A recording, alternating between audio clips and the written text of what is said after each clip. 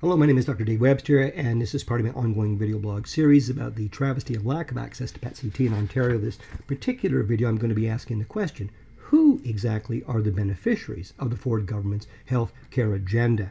Now, with last year's election and the likelihood of the Liberal defeat, I wondered whether I should approach Mr. Ford about critical health care issues facing Ontario patients, and this particularly in the light of the death of Mr. Ford's brother Rob from cancer. And in fact, in the fall of 2016, I'd met with Mr. Jeff Urick from Elgin, Middlesex, and he was the PC conservative health critic when the Liberals were in power. I'll have a separate video outlining my dealings with Mr. Urick.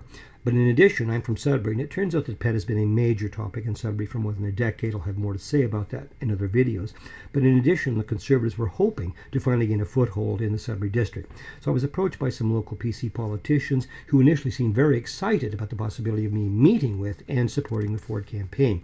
So I wrote Mr. Ford a letter, which I'll discuss parts of, and I will publish that letter in a briefer form than I gave to him for you to read for yourselves. But I was also put in contact with Dr. Ruben Devlin, and he would be Mr. Ford's advisor on health issues during the campaign. Here's the letter itself, March 22nd, 2018. I was trying to be very upbeat and positive. So I said the unique opportunity for the Ontario PC Party to finally give Ontario cancer patients access to the world of personalized molecular medicine. I said, given your very personal experience of the devastation of cancer with your brother Rob Ford, I would like to share with you some critical information I shared with Mr. Urick, and I'd said that the Ontario PC Party has a wonderful and unique opportunity to bring to an end what can only be described as an assault on Ontario's cancer patients, all because many years ago the Liberals made the decision to discredit, delay, and block PET simply because they didn't want to pay for it. I talked about the opportunity of the PCs to bring about a long overdue sea change in how cancer patients are investigated and managed in the modern world, and I described a system that is truly patient-focused, far more humane, and I can assure you far less harmful and stressful to the patients, but above all, more effective in helping patients and their physicians make critical decisions about their cancer investigations and management. And bonus, that if PET was introduced properly, it would not only drastically cut the useless and high-risk radiation exposure to our patients from CT scans and other sources of radiation, but it would do so, it would result in significant cost reductions in healthcare. I went on to describe and point out the obvious, that the enormous amount of taxpayer money and government infrastructure involved in blocking PET in Ontario isn't just about PET. PET-CT is just the most egregious example of how the Liberals have been making critical healthcare policy, not using accepted methods of science as you'd hoped, but based on a political agenda. And I pointed out that very powerful statement by the respected Professor Rodney Hicks from Australia, who said Ontario has the most egregious and politically motivated agenda against PET, and of course feed our patients, in the world.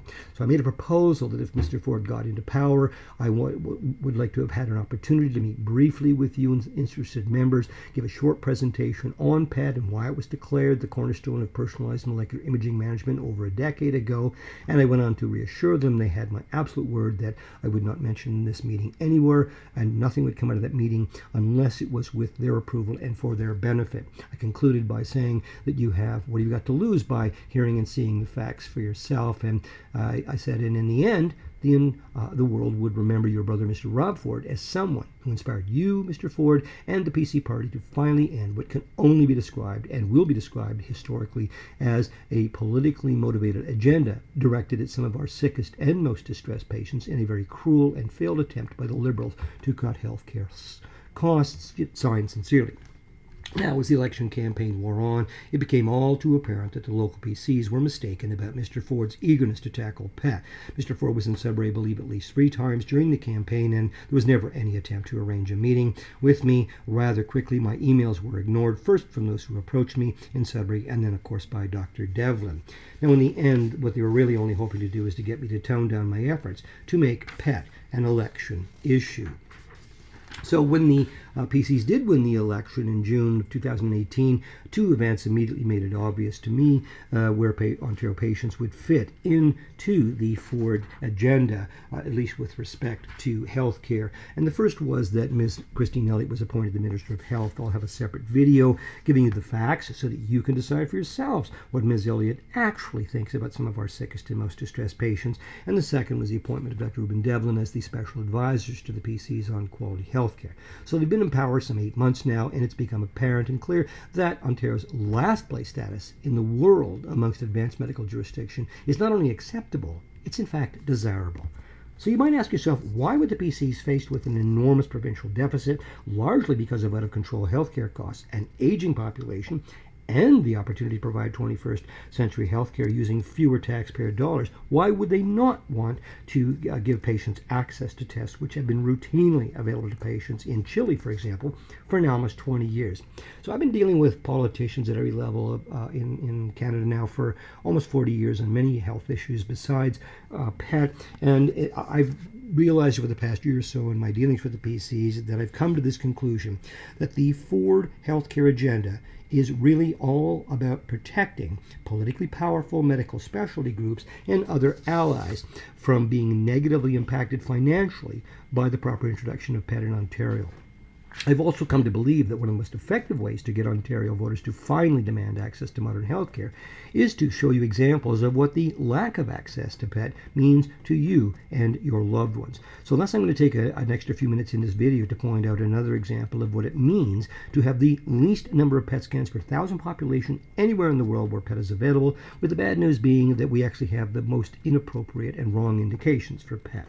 So for some 20 years, PET's major use has been its pivotal role as the accepted world standard of imaging management of cancer. Yet there are many other uses for PET that even most physicians aren't aware of because we're not allowed access to it. So it's a very timely and critical role, it turns out, is in the early diagnosis of dementia. We are all aware of the impending impact of the aging baby boomers, of which I am one, will have on the number of patients with dementia in the system and the resultant enormous financial burden this will mean for Ontario's taxpayers. So when it comes to dealing with the possibility of dementia, it is absolutely critical that the diagnosis be made as soon as possible. This is the only time for the patient you can begin therapies, and better ones are coming down the way, but this is the only time you can get an opportunity to either stop the disease or at least slow its relentless progression. What the rest of the world has known for a very long time now is the only possible way of reliably making this early diagnosis and further subtyping the various types of dementia has been with PET scanning. Now, in fact, the early development of PET in the 1980s was for the first time investigators were able to actually image an intact human brain in both health and disease. There are currently almost 100 different PET agents to image the brain, but the most common PET agent in dementia imaging is a radioactive form of glucose, given that brains almost exclusively use glucose for the fuel of doing what they do on a daily basis. All the original scanners were in fact just for the brain. A modern scanner such as this GE Discovery has made major improvements, and this is some images in cancer patients, but even a previous GE scanner from a few years ago saw one cancer site here. With the new imager they could see two. Remarkably, they have done this with less radiation exposure to the patient. But specifically with respect to brain imaging, I mean, this is a profoundly powerful image. This is a couple of slices out of the brain with different angles to the brain, but this is actually a map of the cells in the brain actually metabolizing glucose for whatever patient was doing at that time. This is going to reflect it when that image was taken.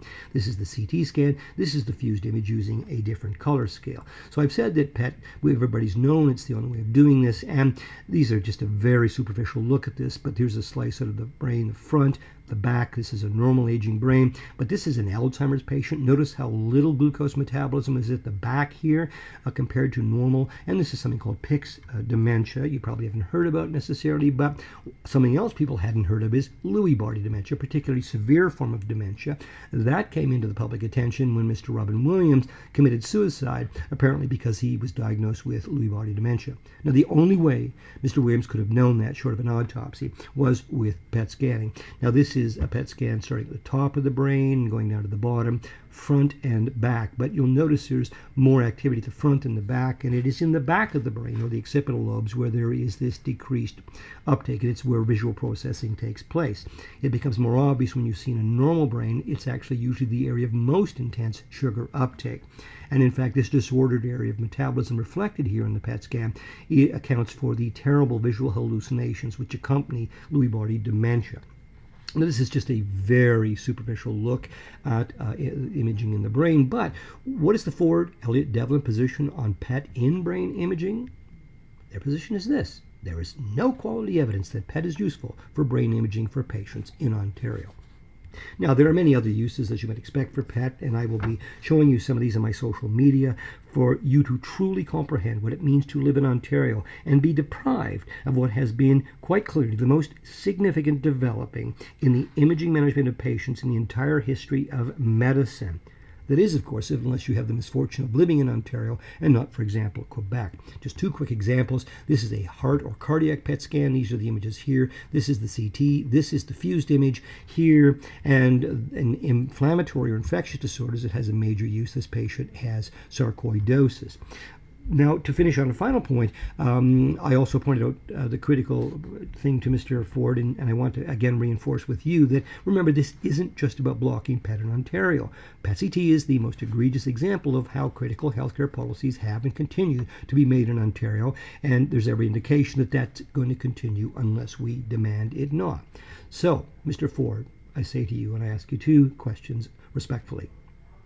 Mr. Ford, are you prepared to take this unique opportunity to finally allow Ontario patients access to 21st century personalized molecular medicine? And secondly, Mr. Ford, are you prepared to finally make the PC healthcare agenda actually focused on our patients and ultimately let those working within the system achieve the world-class public healthcare system we are capable of, and in fact do so in a financially responsible and sustainable manner? What are you going to do, Mr. Ford? How will history remember your time as Premier in Ontario? This is my website and my social site. I'll have more videos on this. Do what you can to get the information out. And thanks for listening.